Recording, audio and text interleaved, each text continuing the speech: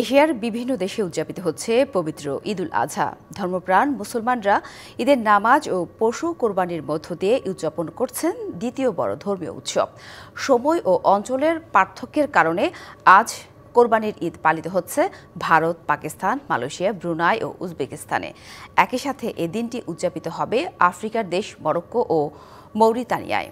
আল্লাহর নৈকট্য লাভের আশায় পশু কোরবানির মধ্য দিয়ে ঈদুল আজহার আনুষ্ঠানিকতা সারবেন এসব দেশগুলোর মুসল্লিরা। এরই মধ্যে সেখানকার বেশ কয়েকটি শহরে অনুষ্ঠিত হয়েছে ঈদের নামাজ।